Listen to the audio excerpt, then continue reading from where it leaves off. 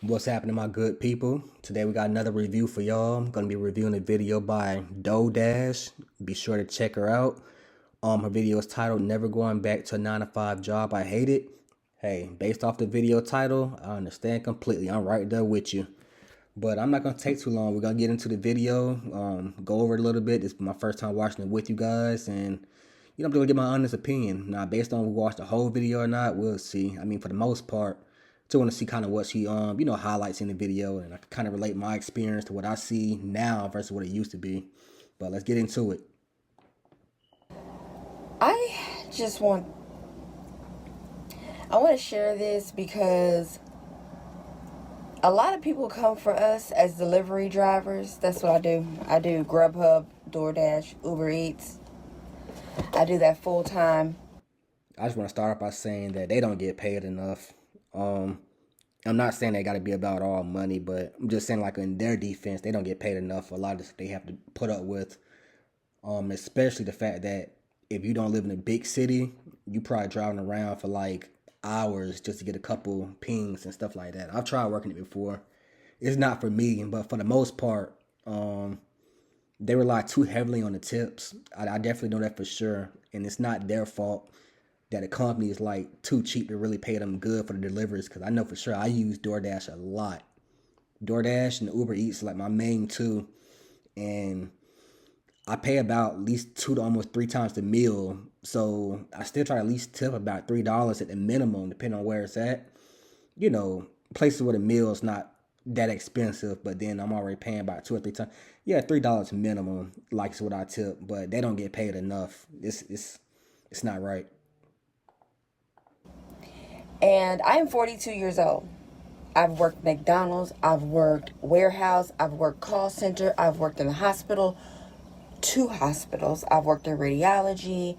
I've worked so many places. I've worked at a daycare. I've worked with kids. I have done volunteer work.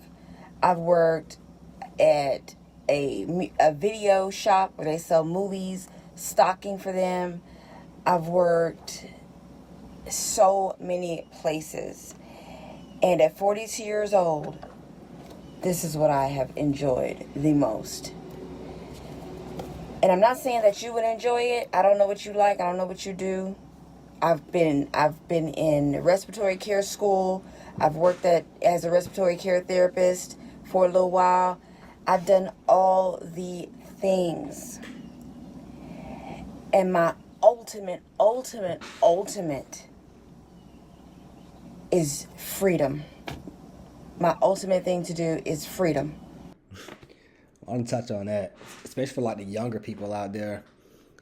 Yo, she's cooking right now. Like, she's not lying when she say, like, you gotta do something that you enjoy and something that you can tolerate, because the jobs today are not the jobs of yesterday.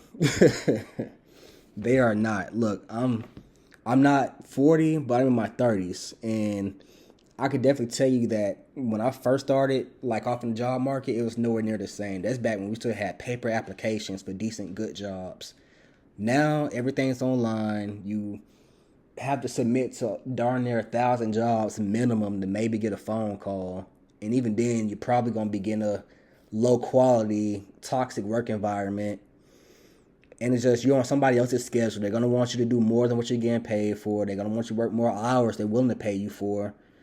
Like, the ridiculousness that you have to put up with today, it's not worth your freedom, your sanity.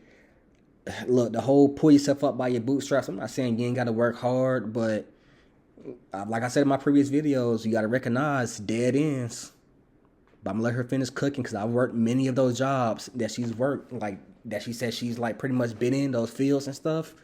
Look, I've done hospitality, fast food, nursing homes, all kind of things, and all of this even like before my time in the military. And it's just, it's a lot you put up with. It's not worth it. My advice to younger people, work hard in your younger ages, so that by the time you get up there higher up, you ain't got to deal with it. Don't get stuck at those jobs. And that is what food delivery gives me: freedom. Okay, number one, I'm just going to be raw. I'm going to be real, and I might hurt some feelings, but I I'm just expressing how I feel and how many of you feel. Working with other people can be exhausting. I'm not saying I'm better than nobody else, but I literally got pulled to the side. Workplace politics. I tell you it all the time. Workplace politics. It is extremely exhausting. It's extremely exhausting.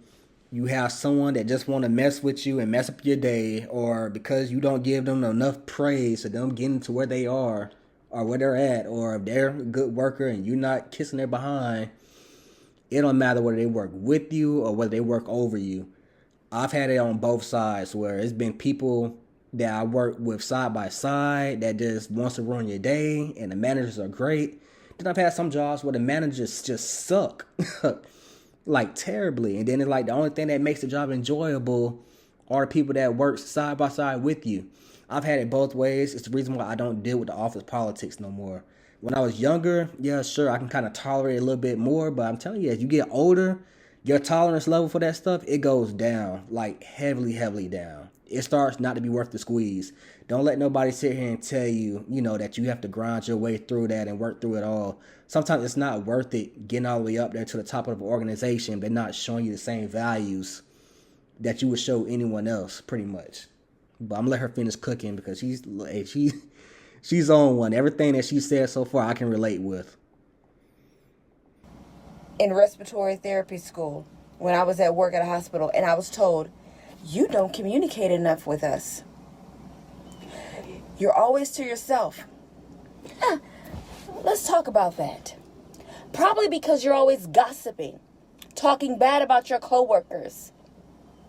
One girl was like, behind one of the coworkers' back, she was like, such and such doesn't even know how to draw blood.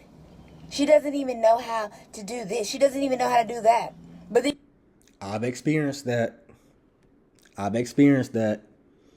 I want to start off by saying that I mentioned briefly in some of my other videos that I worked for the city, and I've experienced this exact thing working for the city.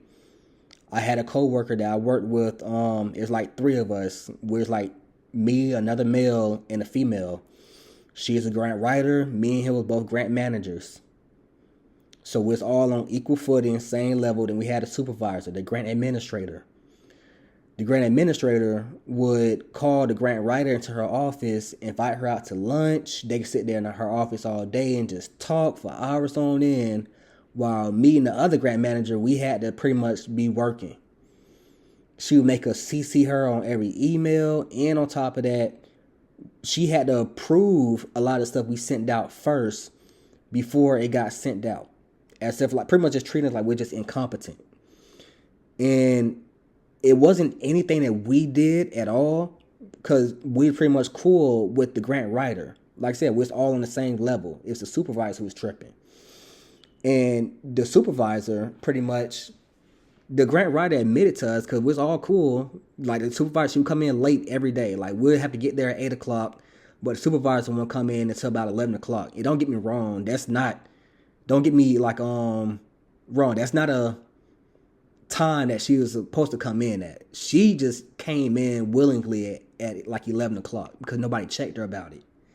Her excuse was, as long as I get my work done and I stay after work longer, I still get my 8 hours in, yada, yada, yada, that mess. But there's technically no clocking in and clocking out. So that's why she also got away with it. Nobody cared, pretty much. Her higher-ups didn't care. But the grant writer, she pretty much told us that the supervisor would be talking about us pretty much, saying that they shouldn't be checking for me because what I get done in an hour takes them a whole day. Needless to say, if you've ever worked in like grants work, or at least have any experience knowing how the government works, it's a hurry up and wait. Meaning you have periods where, yes, you have busy work, then you have periods where it's very, very low amounts of work to do, almost nothing to do. Because most stuff is quarterly reports. So with that being said, yes, they gossip, they talk behind your back. We was cool with the grant writer, so that's why she told us everything. She was just playing her part because she wanted to kind of stay with the company. until she got married, and then she planned on leaving the company. So it wasn't even like she was staying there to try to get a promotion and talking about it. It's more so just entertaining the supervisor to make her job easy for the time being. So it wasn't like, okay, I'm going to go in, spy on them, and let her know what they're doing. No, we was all pretty much cool with each other. But to make it even worse, every time the supervisor thought we wasn't there, because she would be off, and she would actually call our office phones to make sure we was in the office. Every Friday, the grant writer, she was never there.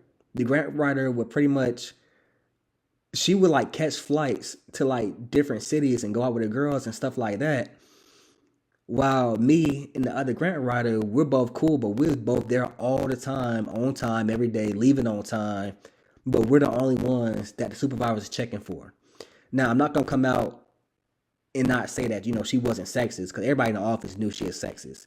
She had a domestic violence case with her boyfriend. I want to say a couple of years back that I found out about pretty much through through awesome gossip, pretty much. Didn't want to come in and tell us about what was going on because nobody else in the office really liked her either. But for the most part, she didn't give them attitude. She only gave attitude to the males, and then pretty much they kind of told us why.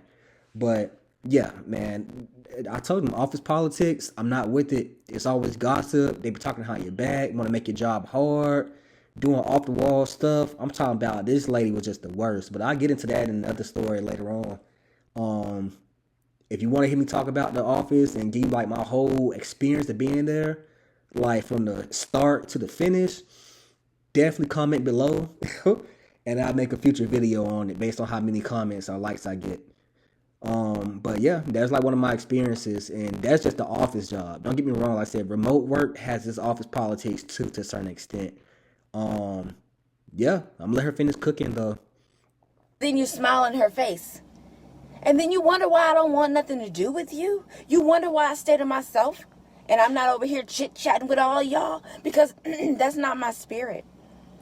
I'm not perfect. I'm not better than nobody, but I don't want to sit here and have a conversation about other coworkers in a bad, negative way. So yes, I stay to myself. I don't want to make friends with you. Now, what does the book say? The 38 laws of power or something like that? The 48 laws of power? It tells you to make friends and be fake. I can't do that. I don't even suggest that either, just due to the fact that typically it don't get you far. I'm just gonna be honest with you. I've had jobs where I've done it, where I have played the role and stuff like that, but only to a certain extent. I played it being cordial and kind of open, and stuff like that. But other than that, like I said, the super fakiness and trying to really prove to you that I'm part of the clique. Yeah, I don't do the whole good boy system. Just it don't get you nowhere. I'm just promise you it don't. At some point, every job you're gonna be capped to a certain extent. Meaning, even if you come into that job and they tell you that you can move up and do all this and that, and you think you're gonna kiss the butt of the right people and stuff like that, yeah, chances is it's not. And that's just the data is there to show it. Look, I'm a business analyst.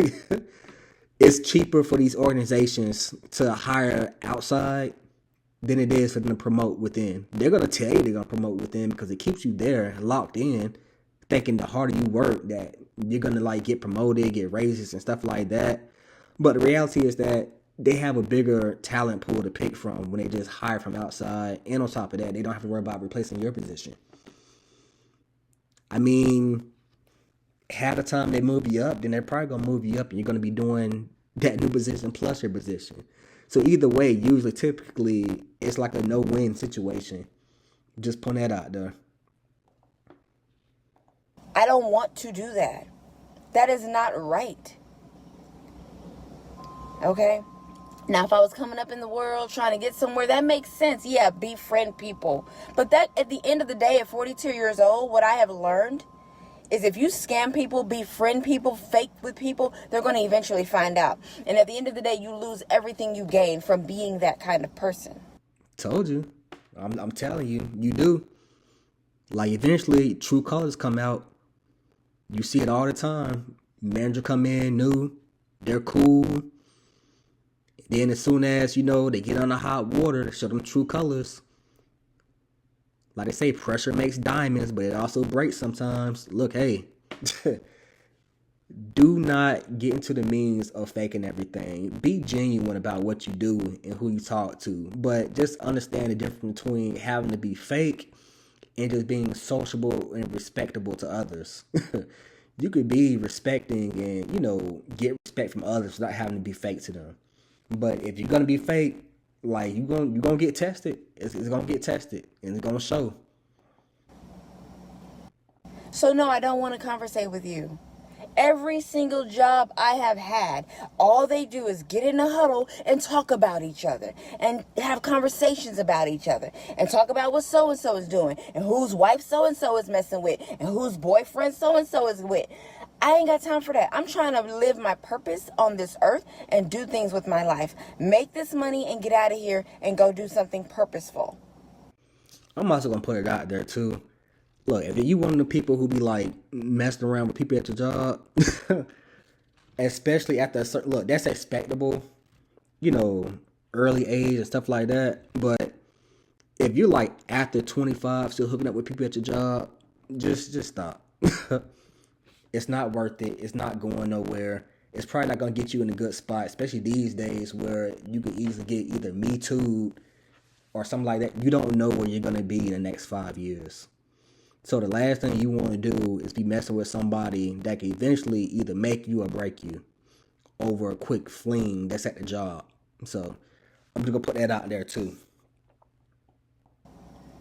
That is one of the reasons I don't want to work a job, is because everybody just gets in a huddle and talks. And then let's talk about potlucks. We have these potlucks, right? Everybody brings food, and the food sits on the table for hours and hours and hours, right? I ate at a potluck one time. God, I got deathly sick. I knew that was coming. I'm just gonna put it out there. Potlucks, man, that's for low vibration jobs. I would not do no potluck, no job. If anything, that tells me that I'm probably not making it as much as I thought I was. If you do potlucks at work. I'm not saying that you can't have some higher job doing it, but that's definitely kind of more of a legal liability issue. I would say kind of. You getting sick from eating a potluck? Yeah, it's happening on company grounds. Definitely can sue. I would sue. Look, I will. Look, I'll sue in a heartbeat. Don't get me wrong, man. Like, I'm definitely a team player and we'll go to the meetings and stuff, but it's enough money in the company budget. They put money aside company budgets to be able to host stuff like that. If you work in a company like that, I feel for you. Sorry. Deathly sick, so sick I had to go to the emergency room. I was sick because I ate from a potluck. Because I ate the food, been sitting out there for hours and hours and hours. That's a problem. And then you got your bosses who calling you every five. Working for a call center is one of the most annoying jobs. Because you're on a quality system. You have to meet all of these metrics. And one job that I worked at was so terrible because they wanted you to stay on the phone with the customer for as long as possible because they were charging $15 a minute just to keep the customer on the phone. I, I'm gonna admit it's not even just on call centers. It's other jobs like that too. I worked on it wasn't the office job, but it's like a grants administrator job. I'm over contracts and things like that. And one of the big incentives for the job, but they really wanted us to really be pushing like a lot of meetings with clients.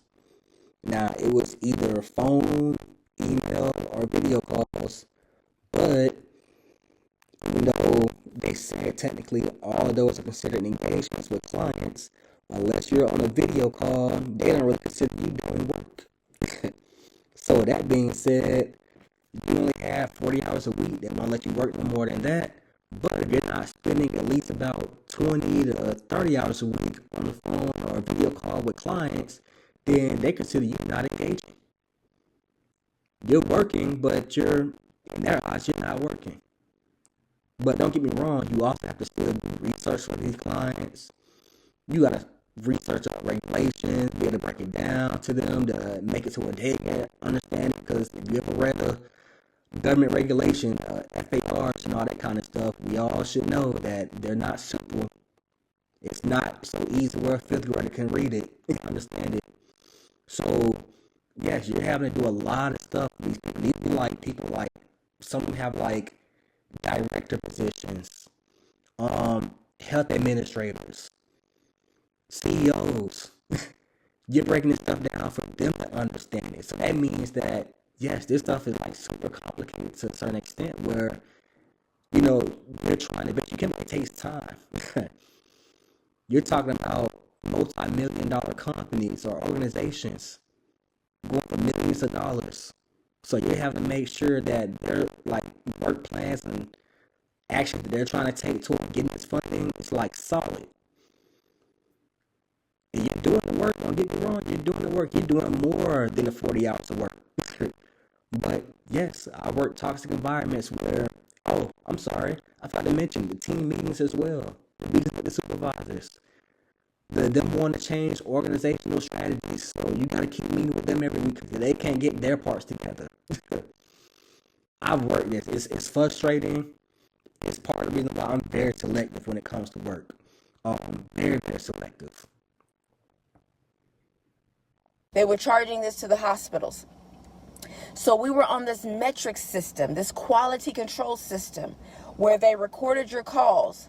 And if you didn't ask these stupid questions just to keep them on the phone for a long time, you got a 0 or you got a 30% or you did a, don't matter how great your customer service was. And I was top tier at customer service.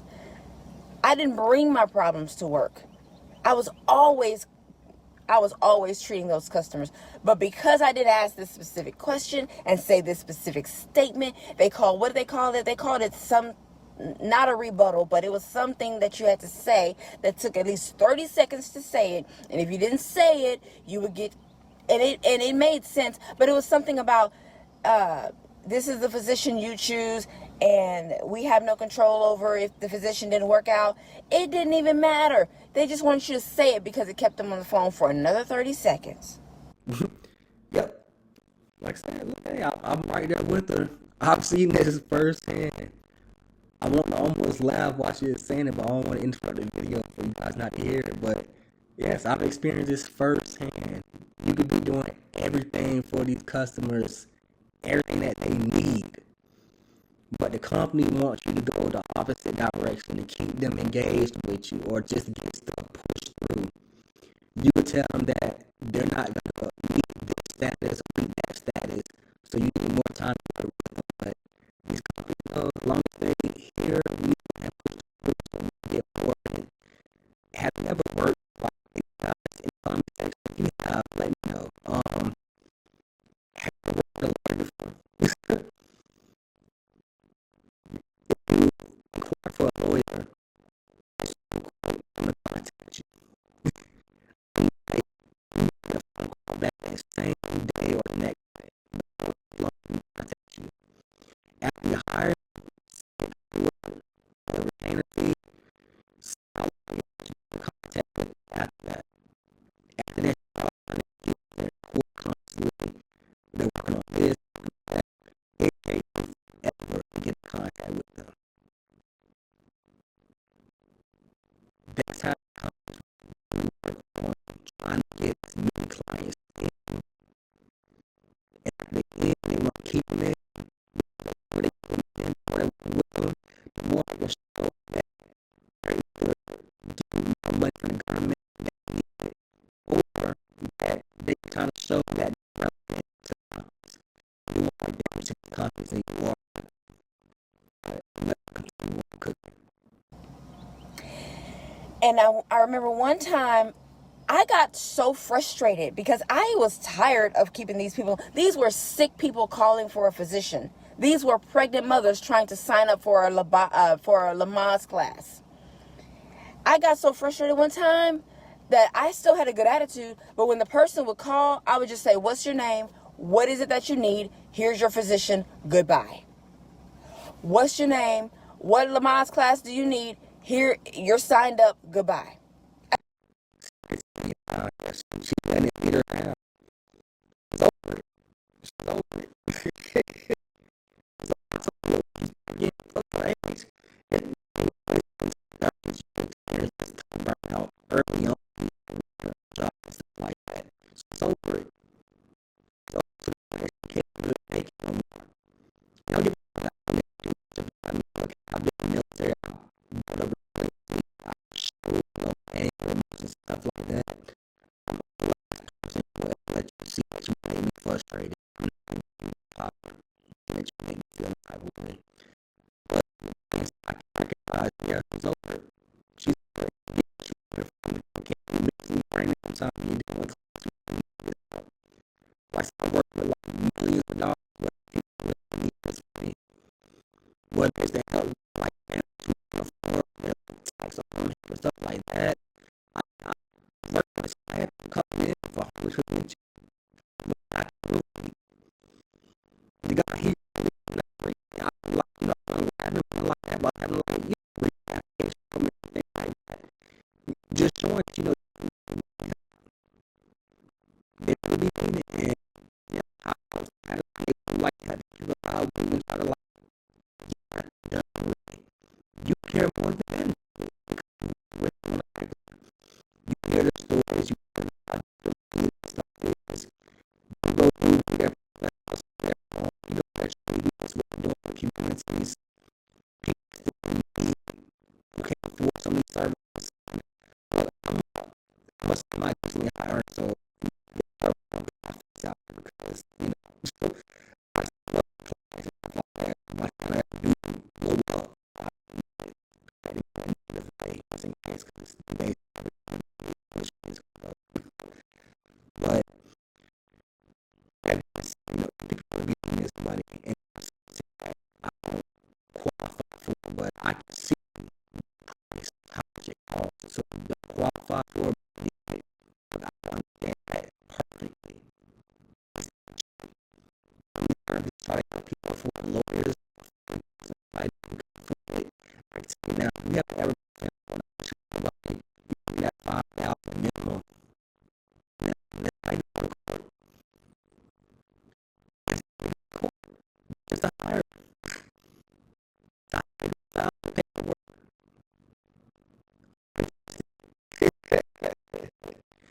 You have to go like it's like automatic another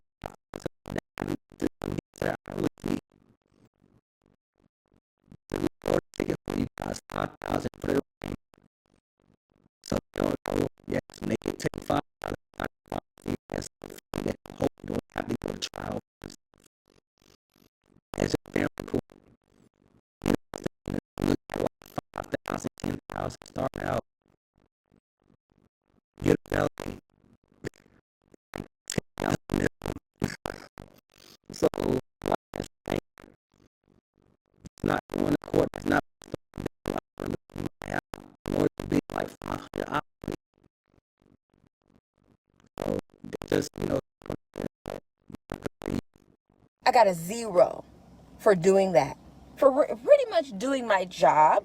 But I got a 0 because I did not verify the address. I did not verify the phone number. I did not say these long 30-second messages that I had to say to keep them on the phone longer. I got 3 zeros in a week. And they were like, well, you're on the verge of this and that. And then I had a manager. Y'all, I understand now that bosses have to do their job. And I am so grateful for one of my bosses because he literally looked me in the face and he said, why do you want to be here? Why are you here? And at the time I was 24, I was a little frustrated and a little like, why are you asking me that question? Of course I want this job. Don't be coming for me like that. But at 42 years old, I can really respect that because he was asking me, then if you don't want to be here, why are you here?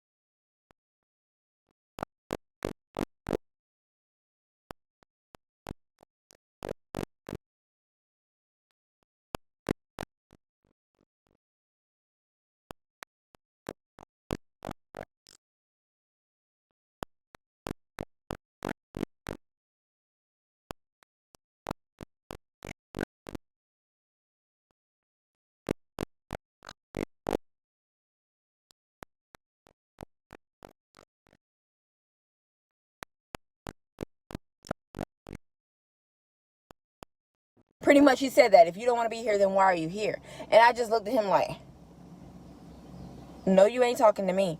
But now I get it.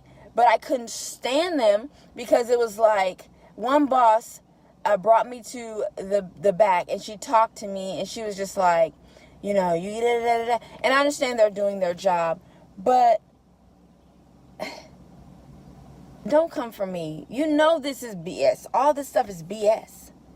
And then I worked at McDonald's and all they did was just yell, scream, talk about each other and just throw other people under the bus. And it's cattiness